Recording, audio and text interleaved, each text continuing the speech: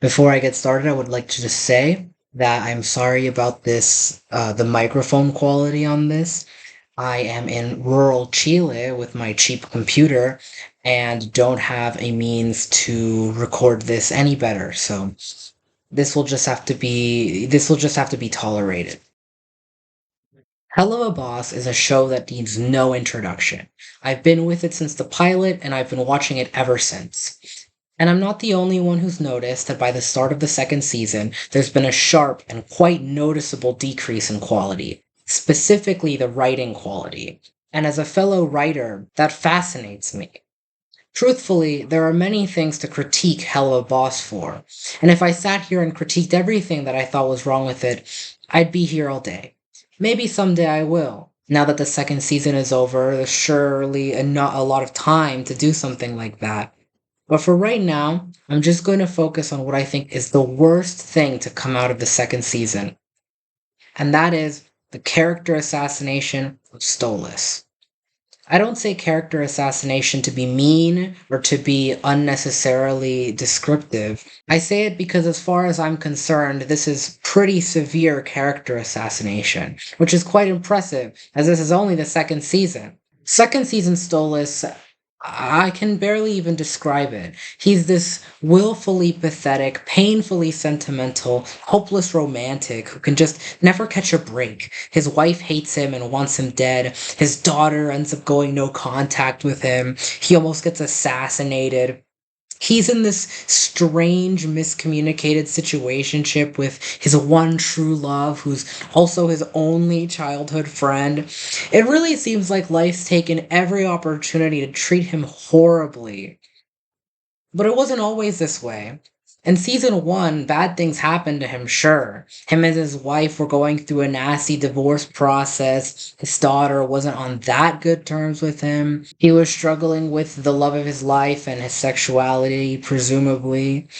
But all throughout it, he was intelligent, cunning, and honestly a little selfish. I'd like to mention that these are attributes that people liked about Stolitz. The relationship that he had with Blitz wasn't perfect. One could even say it wasn't good. That much was obvious from the last full episode of the first season. It's painfully obvious that Stolas wants a real relationship with Blitz, but he doesn't know how to get it on account of never having been able to experience a true relationship, as his marriage to Stella was arranged.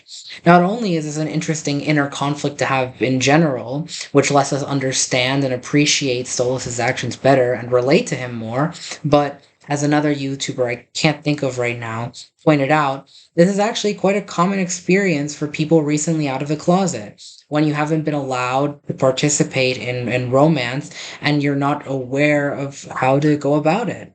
Of course, people freshly out of the closet typically aren't doing the things that Stolas is doing, but it's an analogy. On the other hand, Blitz has this tunnel vision on his business, and as an imp, which is like a second class citizen, he's willing to do anything to further his business, to get by. That includes sleeping with princes like Stolas. Full stop, a numerous amount of people have pointed out at length that this is a relatively abusive dynamic they're engaging in. Stolas holds all the power, having something that Blitz feels he needs for financial success, and holding it over his head to get what he wants, which is sex. That's definitionally exploitative. This seems to be a sore spot for a lot of fans and a lot of haters, and a lot of people get up on saying that the whole ship shouldn't exist because of these circumstances. I actually disagree. I think that these circumstances can not only further reinforce the plot, but also the world building and the characters. Blitz, like many passionate people in desperate circumstances, especially those who belong to systemically oppressed groups like imps, are willing to put themselves in unfavorable, dangerous, or unpleasant situations to succeed, to get by, to make money. This not only shows off the kinds of lengths that imps in general have to go through to succeed in a system which displaces them, which is good world building, but it also shows the kind of person that Blitz is, a person who's willing to put himself in those precarious situations in order to succeed. It points to his potential goals, that financial success, making a name for himself, having a good business, are things that are uniquely important to him, are things that he'd go through any length to get. And that's not even to mention Stolas, whose actions in this relationship could mean a lot of things. For example, monarchical entitlement. Stolas feels entitled to Blitz's time, to Blitz's energy, to Blitz's presence, and doesn't see a problem with abusing him because everything he's ever wanted has been given to him. Or traumatic selfishness. Speaking from personal experience as someone who's known many people, people who have been neglected or abused are very often struggling with such high needs of their own that they're incapable of considering other people's needs, putting their needs above their own. Of course, the opposite happens, but this is a very, likely interpretation of what's going on. It's possible that Stolas is so in love with Blitz and prioritizes those feelings to such an extent that he doesn't realize that he's hurting the people around him, like his wife or his daughter, or hell, even Blitz for that sake. And even if he does realize it, it could be so that, he realizes that he's hurting other people, but he doesn't care because he's so wrapped up in his own emotions and his own fragile sense of self and his own inability to regulate himself that he's willing to do it, that he feels that the ends justify the means, and so he keeps doing it despite it being an objectively wrong thing to do. Truthfully, a lot could be said about this relationship, and I think it works because it leaves a lot on the table. We understand that they're both people with flaws, people who do and have done bad things, often in self-interest. And we understand that affects the relationship they have in a negative way. It leaves the audience thinking, how can this be resolved? What will happen between them? Maybe Blitz finds a way to not be dependent on Stolas anymore. What will happen then? Will he leave Stolas? What will Stolas do? Or will he decide to stay? Then what will happen? But that all went down the drain after the start of the second season. Let's not forget that Stolas was always a bad guy. He may not have been an antagonistic villain, but he was certainly never a good guy. So little of a good guy he was that in the Harvest Moon Festival episode, we, as an audience, are meant to seriously consider if Blitz should kill him. That's how much of a not good guy he was.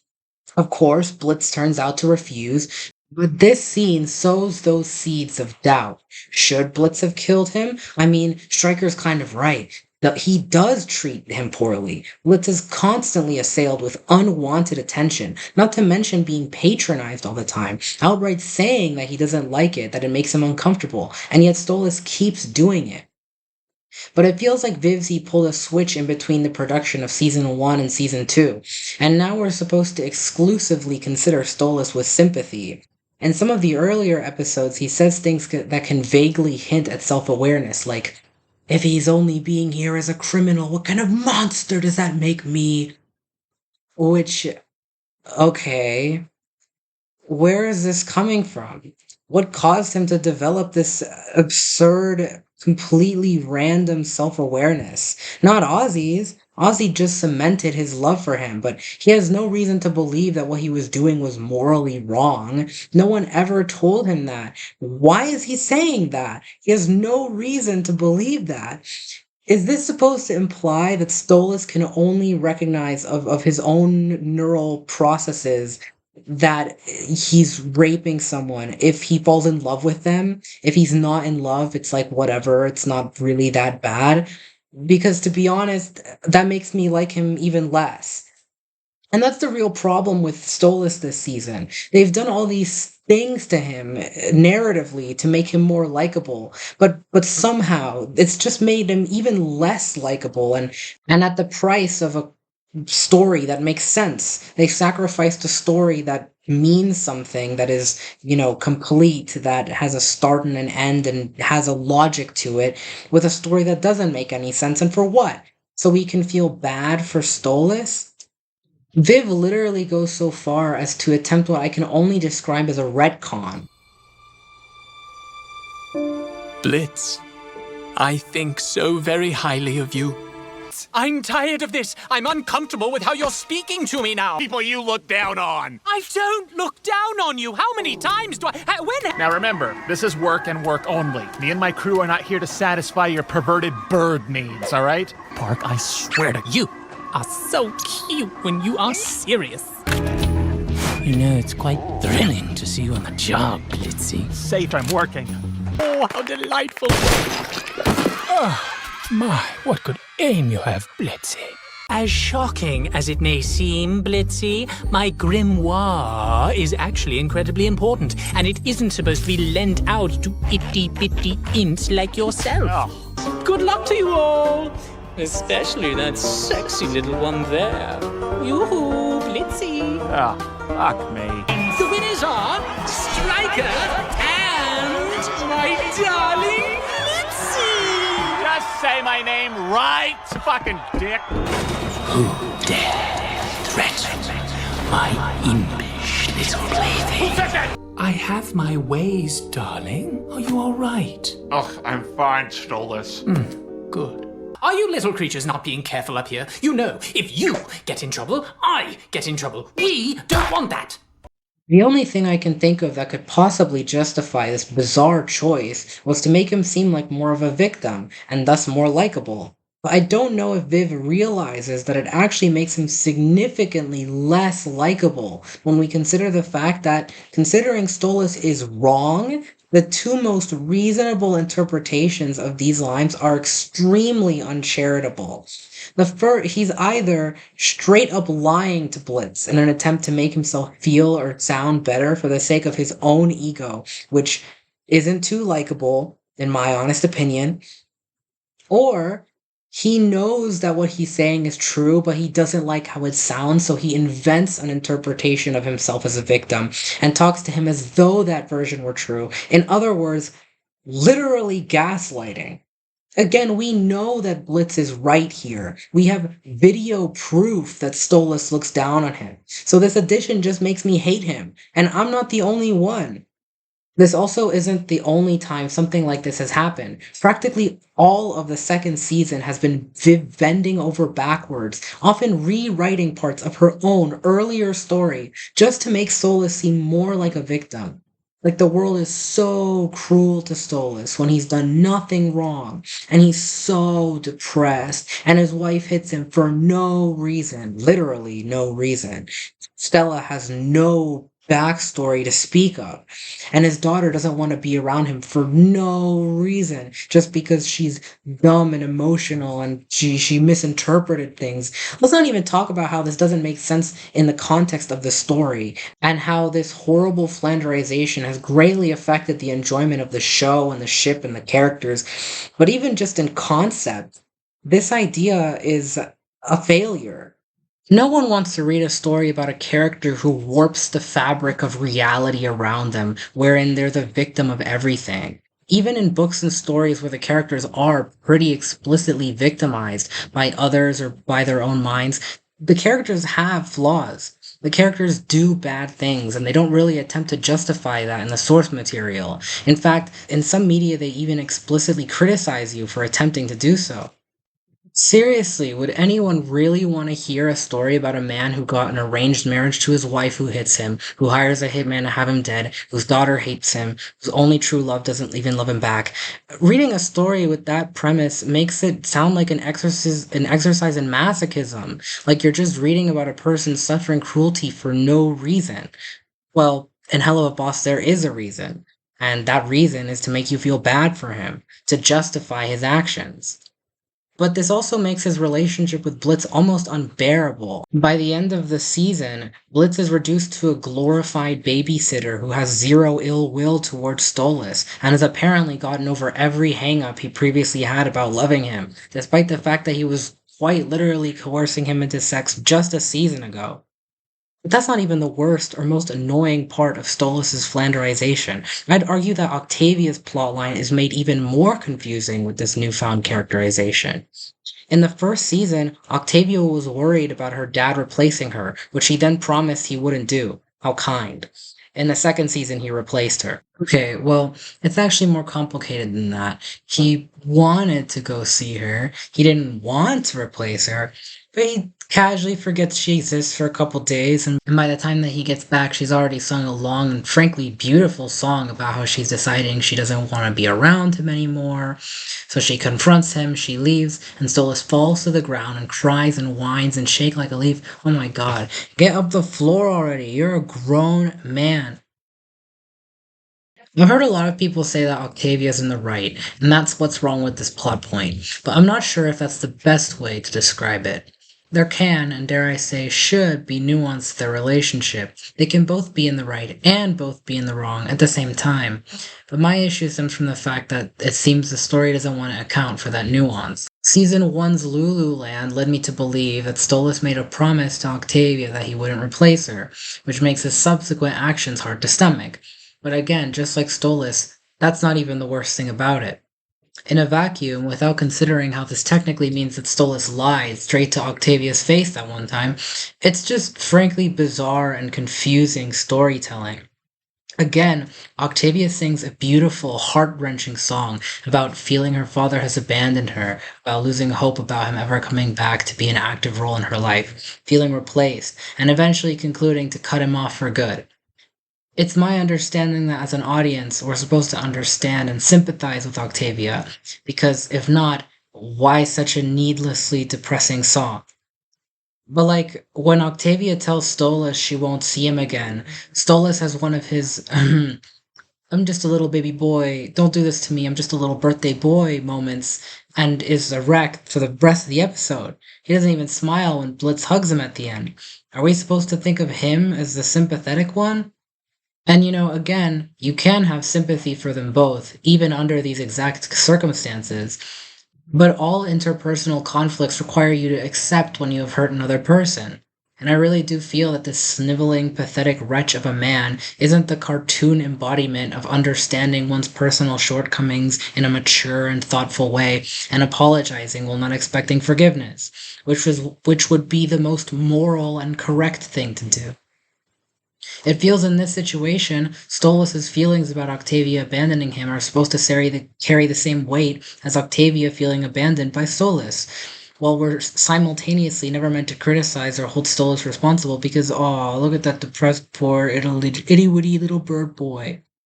And even worse than that, to really sell home that Stolas is the victim here, they make Octavia say really stupid and odd shit, like, was it really my fault you needed antidepressants? Where did that come from? I've never heard anyone say like stuff like that to their father figure who's abandoning them. It's so strange and it's so obviously not true. Why is she saying all of this? It feels like she's only doing it to make her look crazy so that Stolas' feelings are more justified. The end of the season is weird. It's weird because the fabric of the story changes to accommodate Stolas' horrific victim conflict. The characters change, the plot changes, the characters' reasonable feelings and emotions change, and we're left not really knowing who these characters are. They're so different to accommodate this change, and we never really saw why or how this change took place. If you're a writer and any of this hits close to home, it's okay. Or maybe it doesn't, because most writers watching this statistically don't publish to such large audience such as Viv. But I want to give advice anyways in case someone does find themselves in the situation that Viv is in.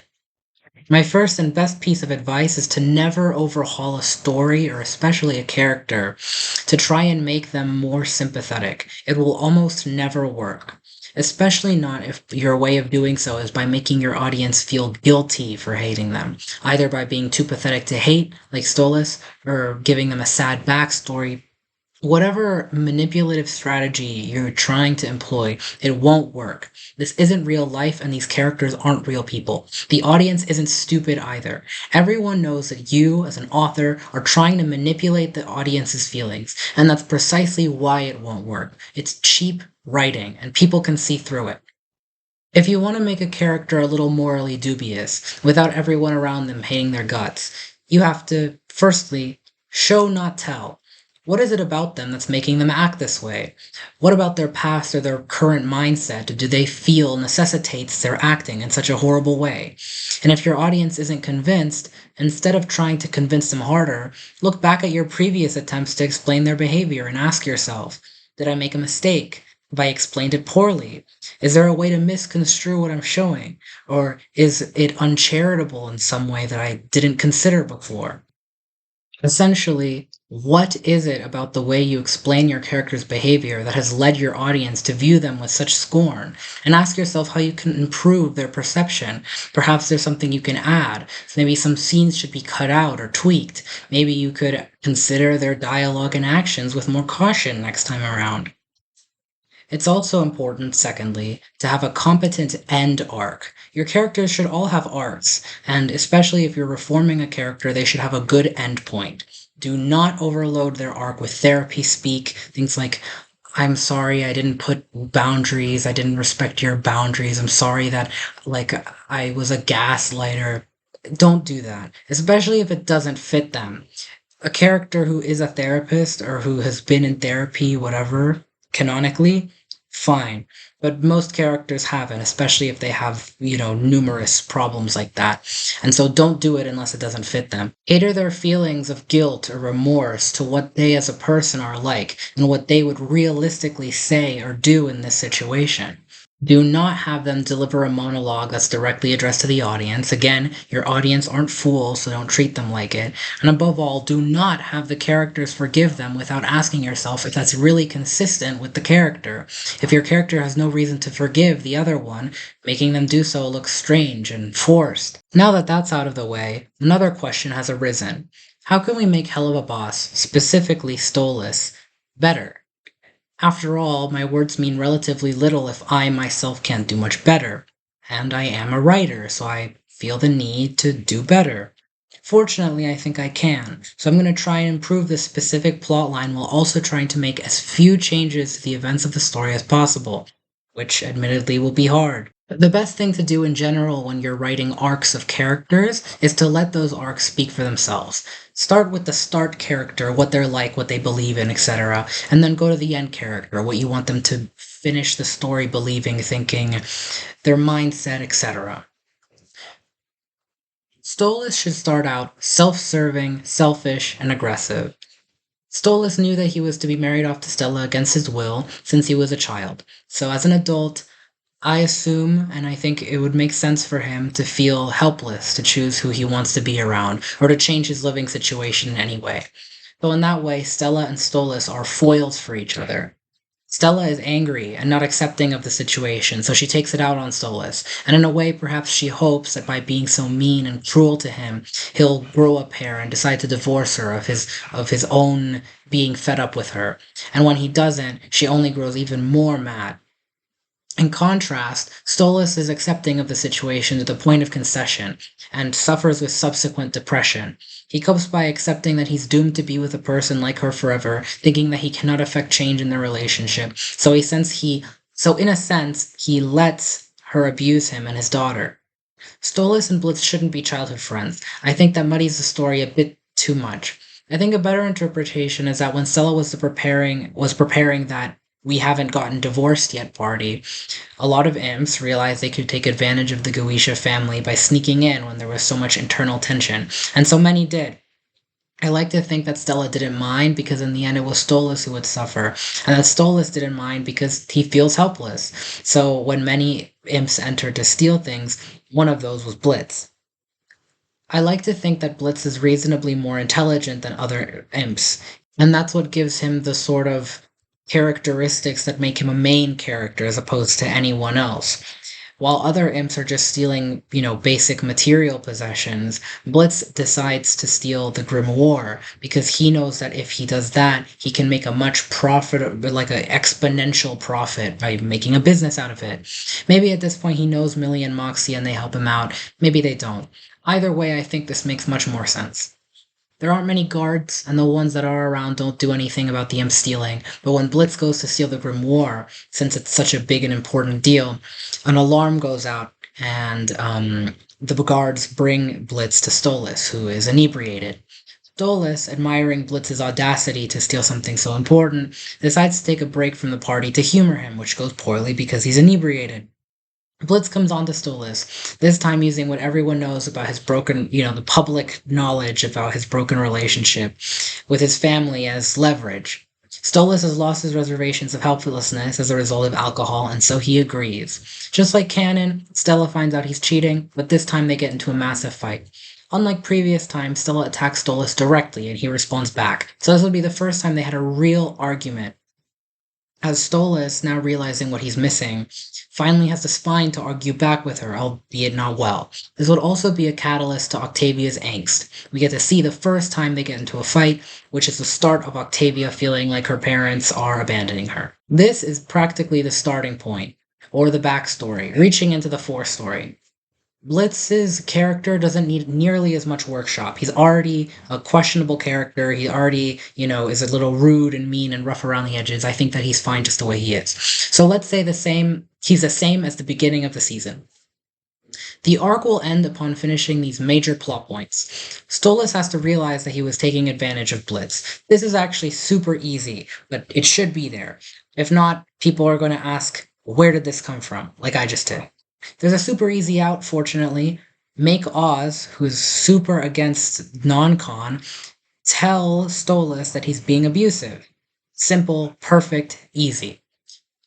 This can bleed into the next point. Stolas has to give him the Asmodean crystal. 1-to-1, right next to each other. Two plot points that fit together super well. Then Blitz has to confront his feelings of worthlessness. This would be like the Apology Tour episodes. And then, there has to be an in-story reason for them to get back together in the end. Which, to be honest, is the main problem of the story as a whole. The only reason they were together to begin with was because of the unfair and problematic circumstances of their arrangement. Now it's not there. Why are they together? The canon defends itself by leaving Stolas with no other recourse, but I find that extremely lazy. It feels like Viv just decided, we can't have this be problematic anymore, but I still want them to be together, and didn't think of the ramifications of that. As a side note, I find the whole court episode ridiculous and unnecessary. So here's my pitch. There's no court. Stolas is a prince. I understand that there's a court of deadly sins above him, but I think it's a little unrealistic that they care about this so much. And I think that the fact that we've never heard about any other court case similar proves that this was just something that Viv pulled out of thin air to justify her desire for these two characters to be together, which I can't respect. Instead, I propose this. Stolas is abandoned by and stripped of his title by his family, who think of him as a disgrace. His family aren't just Stella, and Dreyfus and Octavia, who has no say in this, but also Paimon, Vasago, if you want to add him, whatever, his family. His title, and all of his belongings are given instead to Octavia, who is his daughter, his only daughter.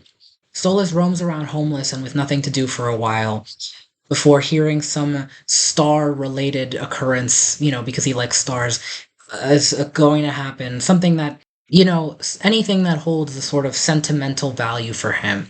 I'm pretty sure in season 2, episode 2, like they mentioned, what was it, Azathoth's Tears, something like that. Whatever. It can be that, it can be another thing. You have to set it up, but if you do, and you get here, that's how you do it. So, he knows that Blitz has Asmodean crystals, and that he can go into the real world. So perhaps he goes into Blitz's office, reveals his identity, and asks politely if he can use their Asmodean crystals to go to the real world to see the stars as a final favor, no strings attached between them. Now the roles are flipped. Blitz is the one with all the power, and Stolas is the one that's, displaced relatively. It's not as serious as it once was. This isn't like rape, but it is related. It's supposed to be an allegory. To which Blitz says, "Sure, I can," and maybe he even offers him a job on the spot because he doesn't have a job, he doesn't have anything. I think that's a pretty okay rendition. It's not great, especially considering I made most of it up in less than an hour, and I had to go off of a lot of the existing plot, which is still rife with issues. I couldn't figure out how to fit in Stryker, the court, or Andrelphus, because honestly, a lot of them, I feel, don't need to be there. And their being there kind of muddies the plot and makes it difficult to follow. I think that they could be there if you were remaking it from scratch and they had a reason to be there, a reason related to the plot. But as I was rewriting this, I couldn't find an easy way to fit them in, so for simplicity, I just edited them out. I think this is a remarkable improvement for many reasons. I think that this development gives Osmodius a much more important and meaningful role. It seems like in the original, he's just there for fun. He's just there because Fizz is there. And why is Fizz there? It feels a little like they're there for no reason, especially when Fizz gets so much screen time. This development strips Stolas of his power for reasons which make much more sense and tie more into his backstory, something that's already been referenced before in Season 2, Episode 1, which make it much more powerful, much more meaningful. You know, Stolas's relative power, like his status among the family, is something that Stella has used often to, like, hold over his head, and for him to actually lose it would mean that that setup went somewhere, which is meaningful. This development leaves more on the table for Octavia in future seasons. Octavia has inherited all of his things, so maybe she does something with them, maybe she becomes super powerful, maybe she, there's more room for her to do things in the future, to be a figure of her own, a standalone character in the next upcoming seasons, or perhaps an antagonist. There's room for her to exist as a proper character. This also gives more space for Luna to breathe. I would say that the episode where Blitz confronts his worthlessness with Millie did not have to be with Millie. I don't think there was a good reason to have it be with Millie. I think there was a good reason to not have it be with Moxie, but Millie felt like a really strange and unnecessary character to add to that scene. It felt like they just said, who do we need to give more screen time to? Millie. Millie because she's been the source of so many controversies. Millie because of this and that or the other. But was it really necessary? No. I think it would make a much better change to the story if it was Luna.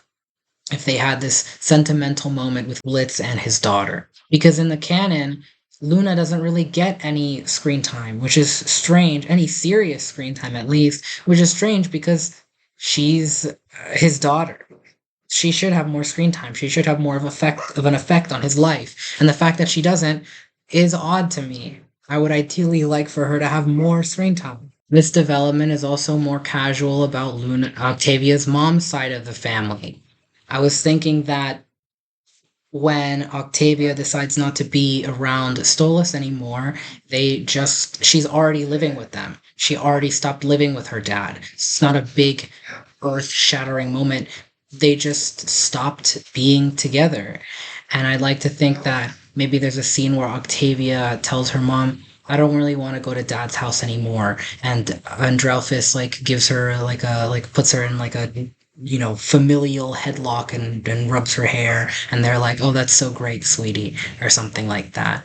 Less evil and more like they're just a family with a handful of issues, like we all are. And I think that makes it a lot easier to accept them as characters, because when you have one-sided characters who are just evil for the sake of being evil, this is a whole another problem with Helluva Boss I'll get into in another moment. But I think the development also ends up making the relationship with Stolas and Blitz a lot more casual and a lot less loaded. Blitz is allowed to be a lot more of his own person in this. He has a job, he has a family, he doesn't need Stolas for anything. And Stolas barely needs him for anything either. He's just hired, he can go get another job. It makes it a lot more casual, it makes it a lot more fun, it makes it a lot less dramatic. It's a great note to end the story on. Really, there's a lot to criticize Helluva Boss for, but I have to give it credit. Vivian Medrano did write all of it, or most of it, with Brandon Rogers' help, and Adam Nalen, I think. I have many problems with it, not just this one, though I do think this is one of the worst. But I have to give them credit where credit is due, and where others probably don't, which is that they actually did it. And Viv has to deal with all of this, criticism coming her way, and that must be hard for anyone. I hope I'm not too mean in this review and this critique, because I wouldn't like to be critiqued in that way. And, I know that she probably doesn't. Yet, I still think it's important to critique these things and to understand why they fail and to give alternatives. I truly cannot defend or even begin to understand what might have caused such poor decision making on behalf of the Spindlehorse team, and I find it unfortunate as someone who really liked the first season of Helluva Boss. I only hope that the third season is an improvement, and perhaps my little rant can help someone out there write, whether it be the Spindlehorse team, probably not, or just another fan who was disappointed by this show and is worried about their own pursuits in making an animated cartoon. I hope this rant has been sufficient. I'll probably post more content specifically having to do with Helluva Boss soon, but I might go into other themes such as High Guardian Spice, and Arcane perhaps. And maybe I'll also do things that I like, things like Gravity Falls, Mob Psycho, and other works that I actually do like, despite how much of a hater I am. We'll see. I hope you enjoy.